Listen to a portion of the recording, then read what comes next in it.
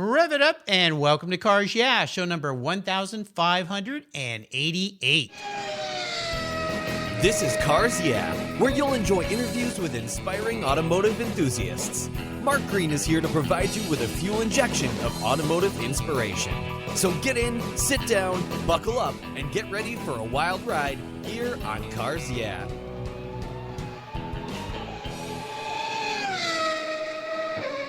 Hello, inspiring automotive enthusiasts, and welcome to Cars Yeah. I'm revved up and so excited to share with you today a very special guest by the name of David Lillywhite. He's calling in from Peterborough, just north of London in the UK. David Lillywhite is the Editorial Director at Hothouse Media. David ran away from an engineering career to join the UK automotive publishing circus back in 1992 and has been involved with classic car publications ever since. In 2003, he was co-founder of Octane magazine, which he edited until leaving in 2017. After a year practicing the dark arts of digital publishing, he returned to print to co-found the new quarterly magazine, Magneto. In between magazine deadlines, he's owned more than 40 classic cars, several of which he's restored himself at his home. And he's raced a Caterham and an Austin A35. Currently receiving his wrenching, welding, and hammering attention are his grandfather's 1971 Saab 96 V4,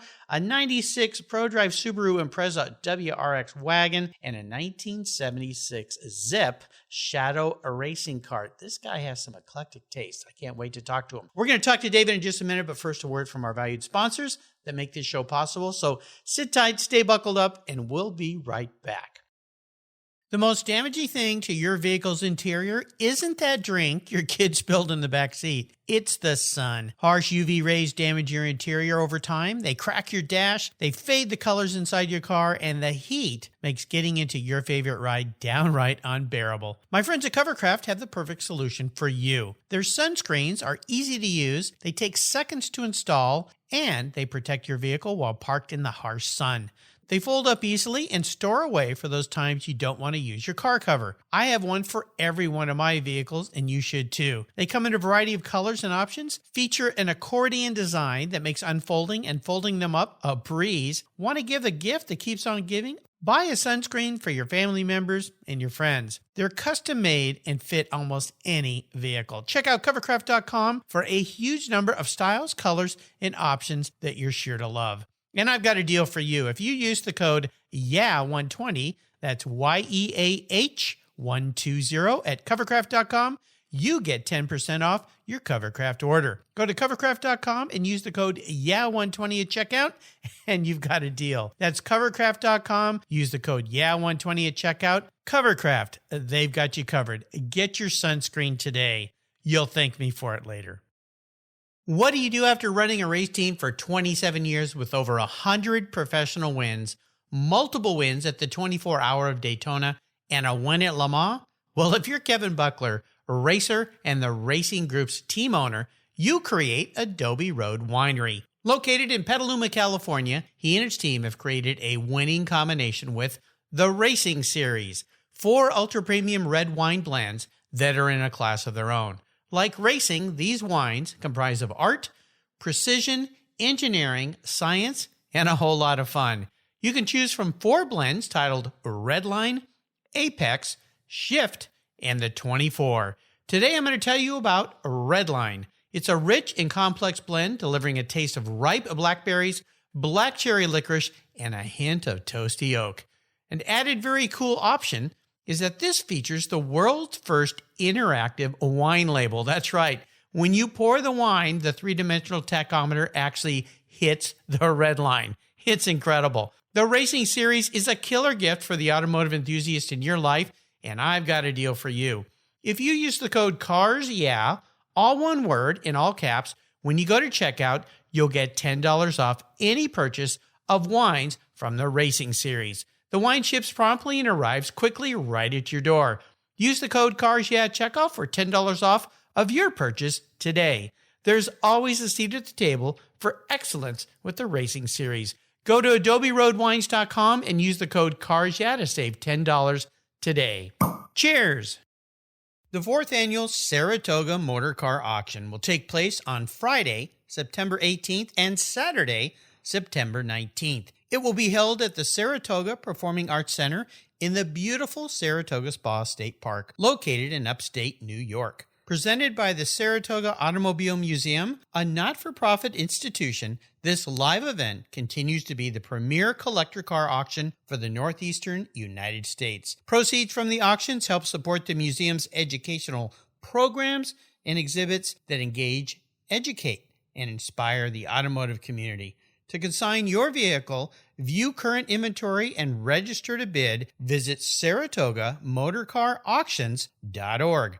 There you can learn how finance partner JJ Best Bank and insurer partner Haggerty can help put you in your dream vehicle. That's SaratogaMotorCarAuctions.org. Hey, David, welcome to Cars Yeah, my friend. Are you buckled up and ready for a fun ride? Always. All right. Good to have you here. You know, one of the things I always start with is I want to ask you, what's one little thing that most people don't know about you? Well, I don't think my friends will be very surprised by this, but although I generally write about fairly upmarket cars, actually my taste is terrible cars. It's, I always like the underdog. It must be an English thing. Well, it's funny, and I'm laughing at that because of my intro, obviously, some very interesting machinery. And you'll see on David's show notes page on the Cars Yeah website, a little bit of a rough and tumble Carmagia picture he sent me. I believe you were with Wayne Creaney that day going to the Concours de Le Mans. Lemons, for those of you who don't speak French. I think it's pretty funny that you say that as a starting point. I think we're going to learn a little bit more about you, David, as we walk through your life. But first, I want you to share a success quote or a mantra, some kind of saying that has meaning for you. Nice way to get the rust off the body and the tires turning here on Cars Yeah. So David, grab the wheel. Okay, well, supposedly Barry Sheene said this, the motorcycle racer. He said, "Don't wait for your ship to come in. Swim out and meet the bloody thing." Well, I love that. And that's the first time that quote's been used here. Tell me how you've applied that concept to your life and what you like to do. I think it's been with things like Octane and Magneto.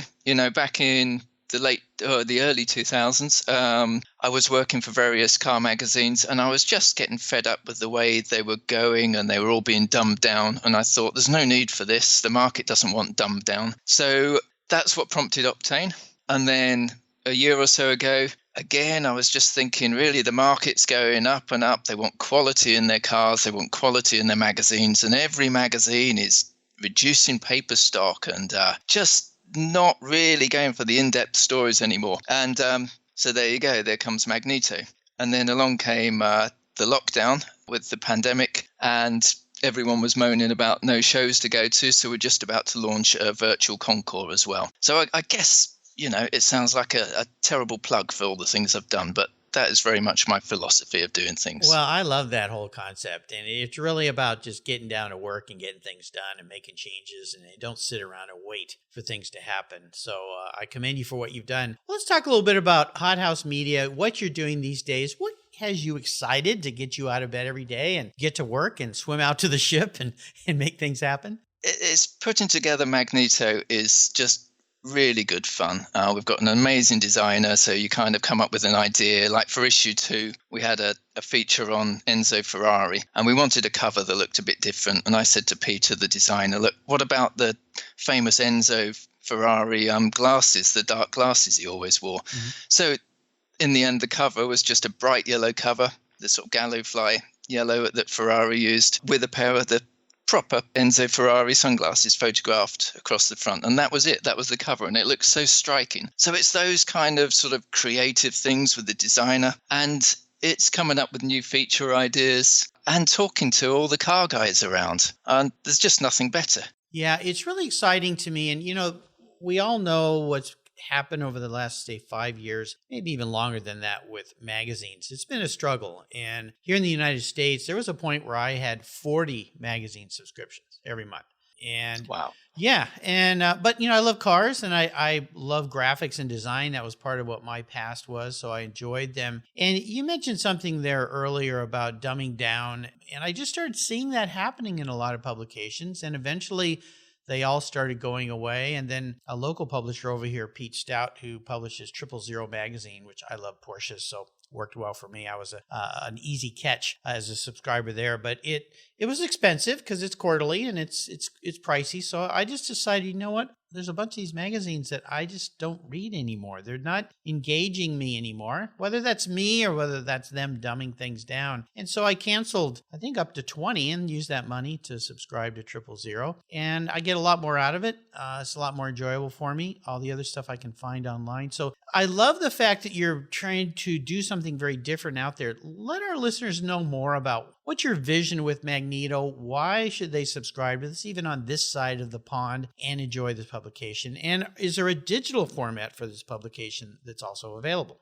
Okay, so Magneto, it's 4 times a year, so it kind of doesn't overwhelm you. You know, you're getting to the point where, as you say, you're getting all these magazines come through in their envelopes, and you get one through and you think, oh no, I've not even unwrapped the previous one. Because you've got so much information via the internet anyway, so much digital information out there. So the idea of Magneto is to be that something really special that you sit back and relax to read. Great entertaining features, things hopefully you haven't read before, curated content that you wouldn't be able to search for on the internet necessarily. And because that's the idea of it, then we've really gone for it with the paper stock. So it's beautiful paper. It even smells right. You know, if you were really into magazines, you open a magazine Yes. for the first time and it smells right. And Magneto's got that. Yeah. Does it smell like oil and gasoline?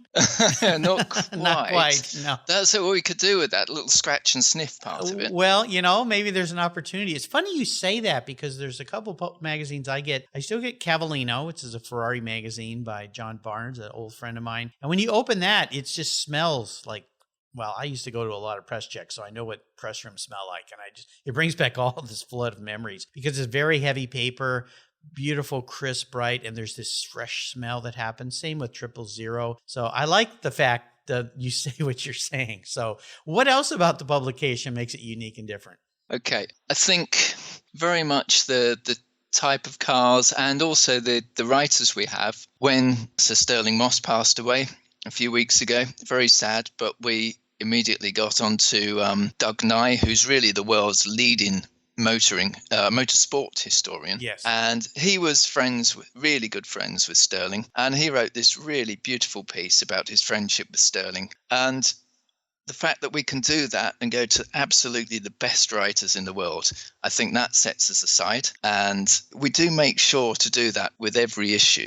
You mentioned digital earlier. Yes. And when the pandemic hit, we thought, well, actually, you know, those people who are lucky enough to be able to be sitting back and reading things and feeling a bit bored, maybe we should just help them along a bit. So we actually changed our policy and decided we would do a digital page turner version of Magneto. And the first 4 issues we put out for free via emails and social media, just a link on each one. And now we're selling those quite cheaply as well on the latest issues, just to make it a little bit more accessible for people. But really, the true Magneto experience is print. I guess as I'm old school a little bit, it's just something nice about, as you say, sitting back. Maybe you have a nice drink in your hand and you sit back and you spend some time enjoying it, get away from the computer, get away from the phone, and just kind of indulge in the pleasures of the visual and the feel of the paper, the tactile page turn and all that. So I'm happy to hear that you're doing that. Obviously, people here in the United States can subscribe, correct?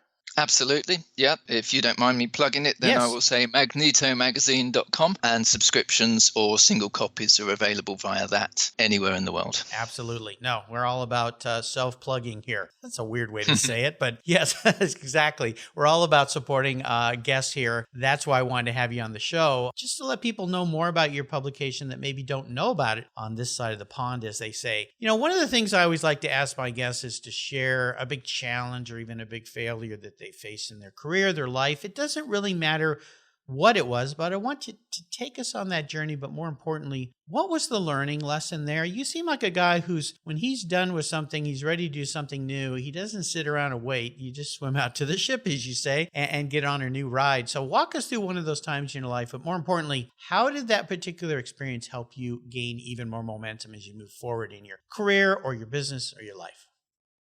Okay. I think the big one for me was when I left Octane because Octane was my baby. We launched it in 2003. There were 4 of us who started it. We sold it on to a publishing company, but we stayed with it. And as I said, as you said, I left in 2017 and I went off to launch a classic car website. That was pretty hard in itself because after all those years, it was kind of completely new challenge, a new team, new company. And we started to do pretty well with it. And I learned a lot. My learning curve was incredibly steep, which is a great thing, but I was kind of exhausted. And then the parent company started to get in trouble. So after about a year, they were reducing the budget. And although the website was working well, we were really struggling for budget and it looked like we might have to make people redundant. And the 2 of us, myself and Jeff Love, who were running this, we both had a chat with each other and said, actually, we're taking a lot of the money here as the most senior employees. We've set it up. The guys who are doing it can carry on doing it. They might not be able to grow it much further for a while, but let's step back. And so we both stepped back from it without anywhere else to go.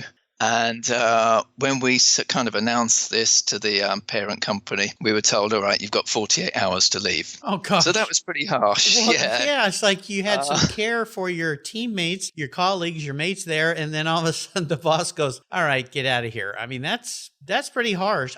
I get it in some respect because companies sometimes look beyond their people, let's just put it that way, and they don't see true kindness. They don't trust. That must have been harsh. It was kind of, it was a bit of a shock. Yeah, that's shocking. It is, yeah. Good way to put it. Yeah. And I thought I'd go freelance. I thought, I was freelance before Octane for a little while. I thought, let's go freelance. And actually, when I went back to being freelance, I realized that I really missed running an editorial team and working with a designer and just having all that input. And actually, there were plenty of really good freelancers out there. The world didn't need another one.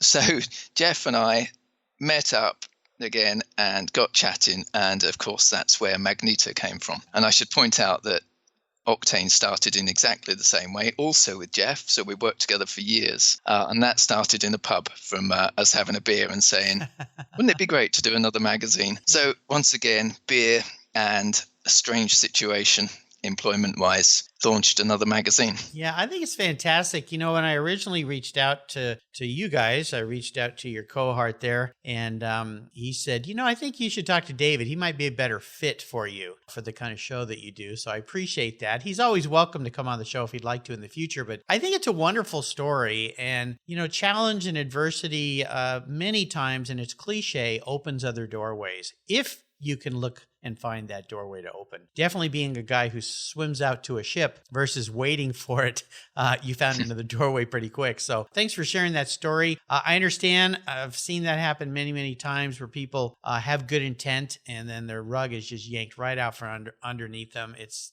not much fun, that's for sure. I've been on the receiving end of that one myself. So kudos to you for finding a new way and reinventing yourself. And this new magazine, this new publication is fantastic. Let's take a break. We'll thank some sponsors here. And then we come back. I want to talk a little bit with you, David, about your passion for cars, your history with cars, because I gave that tease on the bio. You are playing with some very interesting things, especially your grandfather's car. So sit tight, everybody. Stay buckled up. We'll be right back. Let's step away from the conversation to talk about our charity of choice here at Cars Yeah, America's Automotive Trust. America's Automotive Trust is a group of like-minded nonprofits that are working together to preserve and promote car culture across the country. Together, they provide scholarships and grants to aspiring technicians and restoration artists. They provide youth education programs and bring communities together through automotive-related events, car shows, and drives. Among those nonprofits is RPM Foundation, a terrific organization working to keep our favorite collector cars on the road. RPM was created to ensure that the specialized skills needed to care for classic automobiles, boats, and motorcycles continue to be passed down from generation to generation. They do this by supporting training for young people with a passion for restoration and setting them up with mentors who can share their valuable knowledge. So far, they've awarded more than $3.5 million to restoration education projects across 35 states. Incredible! To learn more about RPM or to donate to their mission, visit www.rpm.foundation. You'll be glad you did. My favorite collector car magazine is Keith Martin's Sports Car Market. I've been a subscriber for decades. Sports Car Market is the Wall Street Journal for enthusiasts and collectors. It's your monthly must-read, whether you dream of owning a collector car, maybe you have two, or maybe you've got 200. Sports Car Market has been around for 31 years, and it's filled with valuable articles, intelligent write-ups, and the latest auction sales. Go to sportscarmarket.com and subscribe today. And don't miss my weekly podcast with Keith Martin titled Buy, Sell, Hold. It's the essence of collecting. We talk to the movers and shakers in the collector car world. Here's a couple deals I have for you just for listening here on Cars Yeah. If you use the checkout code Cars Yeah, you'll receive a 50% discount on your digital subscription at Sports Car Market. That's an exclusive offer from Cars Yeah. And guess what? Here's another deal. If you'd like to get the actual magazine, use the code BSH for Buy, Sell, Hold. That's code BSH, and you'll get $10 off your annual print subscription. That's right, $10 off. Both of these are exclusive offers here at Cars Yeah for Sports Car Market Magazine. Just go to sportscarmarket.com and get your deals today. All right, we're back, and we're going to talk a little bit with David about cars. So I'd love to hear a story from you, David, that instigated this passion that you have for cars. Is there a pivotal moment in your life when you knew you were going to be a car guy? Maybe I didn't know it at the time, but looking back, I think there was. And it's always down to your dad, isn't it, or to your granddad. Yeah. But we always had cars around, and we had an inspection pit in the garage. So a lot of my dad's friends would come around, and at the time, this is mid-70s, they would come around in MGBs and MG midgets and frog eyes or bug eyes to you guys. And they'd be using the inspection pit. Yeah. So I was kind of surrounded by all these interesting cars turning up for starters. And there were lots of pictures of my dad and my mum and dad actually driving around in a bug eye, and also a Stutz, would you believe, that my dad had found as a barn find and had got running and then sold on in the late 60s. So there was that history there. But what really changed, I think, for me was my dad went off and he hired a truck and he was going off to collect an Austin 7 restoration project that he'd found. Now, Austin 7 is absolutely tiny, 1920s British car. But he got to the place and he found that they actually had 2 or 3 Austin 7s there. And he could get them all into the truck if he cut them into pieces. Oh, if he so cut he them came up? back. Oh, my gosh. So he cut each one in half. Oh, my gosh. I'm sure it made sense at the time. Yeah. But yeah, I remember him turning up in the truck and we unloaded it. And I was probably 7 or 8 at the time, something like that. And they kind of became my playground because nothing much got done on them. My dad was busy and he had a house to look after and, 3 kids. So instead, we just used to play on all these Austin 7s. Nice. And I can still kind of almost smell the smell in the garage of this old 1920s car and all these bits and discovering different bits and working out what they did. And I think that set me up really for where I am now. Well, it sounds like it. What a wonderful memory. How about a first special car for you? Is there a vehicle in your life that you finally got, you're really excited about, that brings back some great memories? Again, there's a bit of hindsight here because I kept working up to certain things. Like I've had a Porsche 914, I've had a Citroen SM, things like that. But when you look back, I think it was one of my first cars, really, that again changed everything that I have the most affection for, and had a series of Mark I Escorts and Mark II Escorts, so rear-wheel drive, 1970s. And one of them I built with a 2-litre engine and Weber side draft carburetors, Bilstein suspension, and I got pulled over by the police for speeding around a roundabout twice while trying to set up the Bilsteins. They were just waiting for you to come back. Exactly that. The guy said, we'd have let you off once, but twice. Yeah. No way. This is a bit of a long build up to the favorite car. Yeah.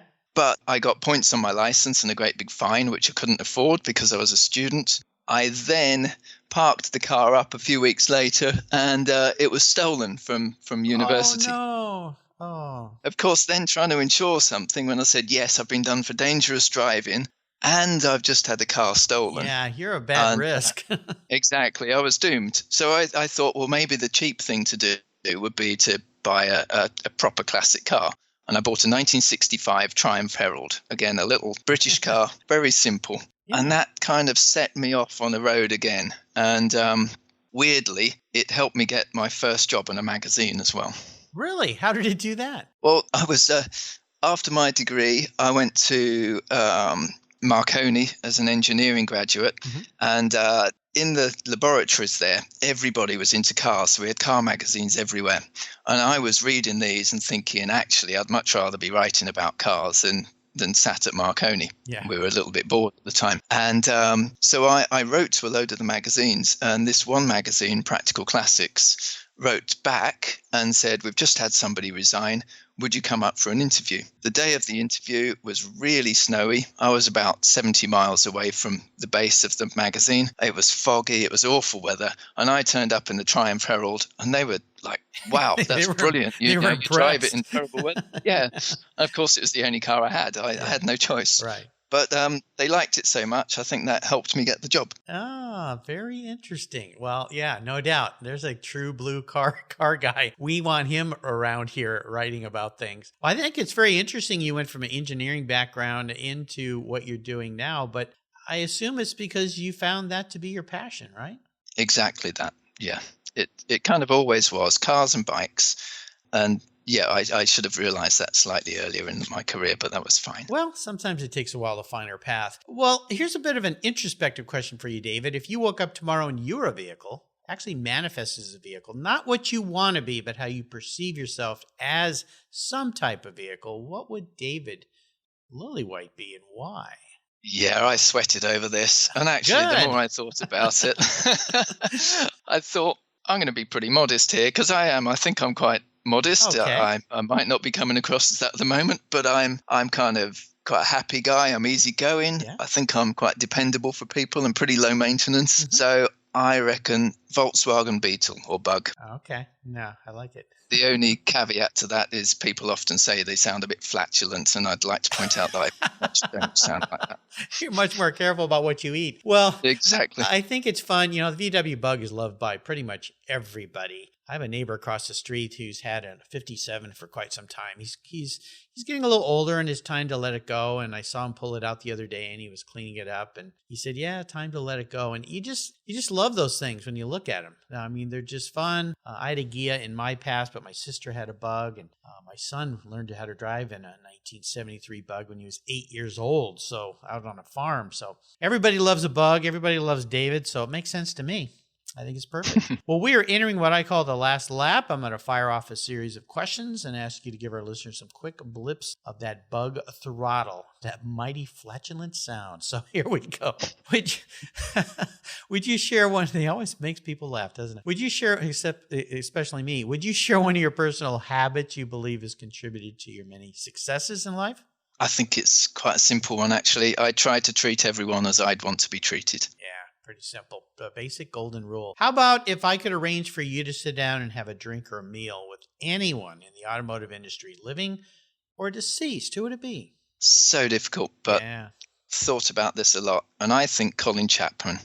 Colin Chapman of Lotus, he just fascinates me. Yeah, he is a very interesting guy. I think the first Lotus I ever drove was an Elite, and an old Elite. And it's just a delightful car, but it was so delicate, and that represented Colin Chapman's idea of lightweight. And then my first Lotus I ever owned was a 1960 Formula Junior, a Lotus 18 that I raced for many years. And every time I got in that car, part of me said, thank you, Colin. The other part of me says, I hope I don't die, Colin, because it was just no protection around you. Those little tubes, little delicate steering wheel. I mean, everything about it was light, delicate, but it was sure was a lot of fun. So yeah, he seemed to be a very, very interesting character. Now, when it comes to automotive advice, what's the best advice someone else has ever given you?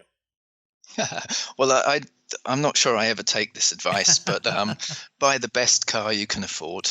Yeah, let's take a moment and go back to that introduction. These vehicles that you're working on that are your grandfather's cars, right? These old ones. I mean, there's some interesting stuff there, and I've got to ask you this because now's a good time to ask it. The Zip Shadow Racing Kart.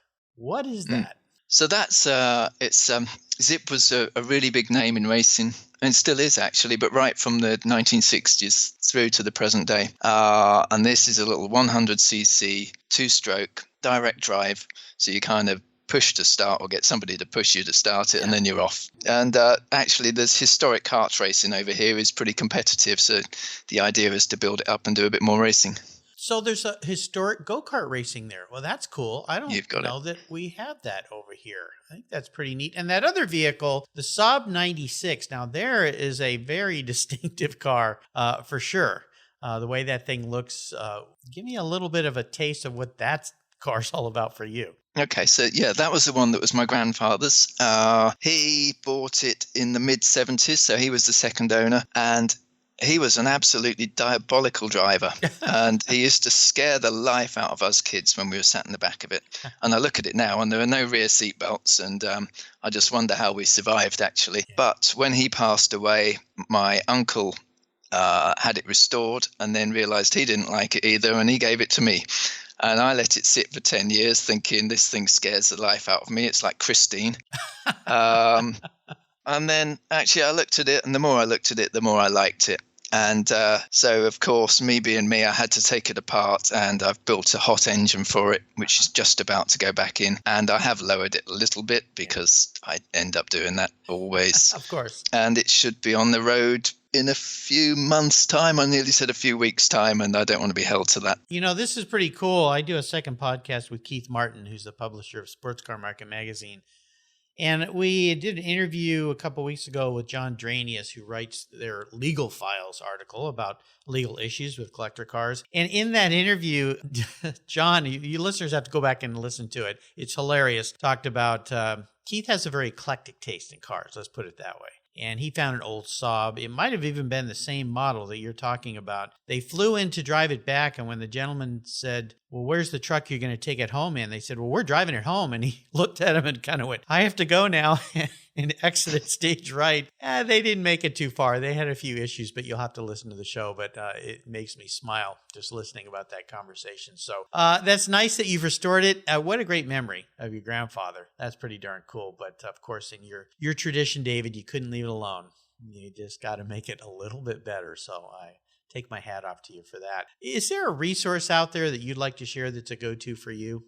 Yeah, and actually it's a physical resource. It's a place, and that is Bicester Heritage. Now, it looks like it's Bicester Heritage, the way it's spelt, but it's Bicester Heritage in Oxfordshire in the UK. And it's an old RAF bomber base from World War II, and it was derelict for decades. And then a few years ago, some guys brought it up with the idea of making it a historic motoring hub. And everybody thought, my God, they're mad. And actually, it's the most fantastic place. They've restored all the buildings, and each building has a different classic car specialist in. So you've even got people who restore Magneto's, ignition. There's a pre-war Bentley guy. There's a air-cooled Porsche guy. There are so many different companies there, and it's just growing all the time. Oh my gosh, that sounds cool. Restoring a track there as well. Yeah, so it's the most incredible place. And if I ever get fed up with what I'm doing, and that doesn't happen often, but I just have to go to Bicester Heritage and just go, my God, this is it. This is the place to be. Now, spell that for me. It's Bicester. Okay, cool. Well, I'll make sure I put a link to that. That sounds like a fabulous place. What a cool idea. I can see when somebody came up with that idea, first people went, you're nuts, but I love the whole concept of it. It sounds just brilliant. Very, very cool. I'll make sure I put a link to that on David's show notes page. Now, David, is there a book you've read that you think our listeners would enjoy reading as well? Well, I have so many books, and some of them I just flick through every now and again, but some, again, kind of change things for me. And one of those was by the road and track columnist Peter Egan, and he's got I think there are 4 volumes of compilations of his road and track columns, and they're called side glances. Yes. And they're just so good, and they're so inspirational. He absolutely gets what it is to be messing around with cars. And it doesn't matter whether it's something really flash or something very simple. It's just the pleasure of messing with cars. And the way he wrote about them, I think, influenced me many years ago, and I still love reading those. I remember the first book by him that I got. I think it was called Leanings. Yes. Yeah, great writer. I mean, just fantastic guy. So definitely side glances are something every automotive enthusiast should have on their shelf. I'll encourage my listeners to get your hands on those. If you go to the Cars Yeah website, there's a great resource called Guest Recommended Books under the Resource tab. These books by David will be listed there, and there's over 1,600 books there. You could fill a whole automotive library and business library with all the fantastic books my inspiring automotive enthusiasts have recommended here. So check it out. All right, David, we are up to the checkered flag, and this last question can be a bit of a doozy. I'm going to buy you something very cool today. Any collector vehicle you'd like. Could be a bike, motorcycle, truck, tank. Even if you want an airplane, I'll buy you one of those. Something very cool, though, but there's a couple rules to this game that make it a little bit of a challenge. One is it's the only one collector car you can have, so it needs to tick all those boxes. I want you to enjoy it, so no garage queens or dust collectors here on Cars Yeah. And here's the last one. You can't sell it to buy another project with or fund your business or whatever you want to do. This has got to be a keeper. You've got to hang on to it. So what can I buy you today, David? Okay.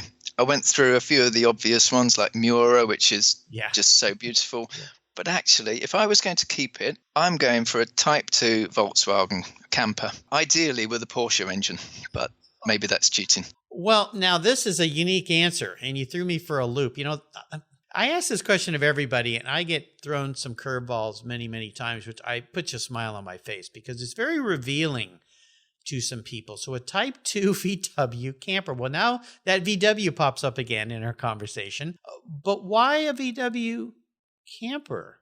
Well, they're stylish. You know, it could be a split screen or it could be a 70s bay window. Yeah. But they're so stylish in a weird kind of way, and they're iconic, but they're also so versatile. If I'm going to keep this for the rest of my life, then I want to be able to do all sorts with it. So I can put all my friends in it. I can go camping in it. I can throw a lot of rubbish in it. I can put my mountain bike in it. You know, I can go off into the mountains and sleep over in it in the middle of nowhere. And, you know, what could be more versatile? Yeah, absolutely. You know, I have a good friend here in the Pacific Northwest. His name's Louis Shefchik. He owns a wonderful business called J&L Fabricating.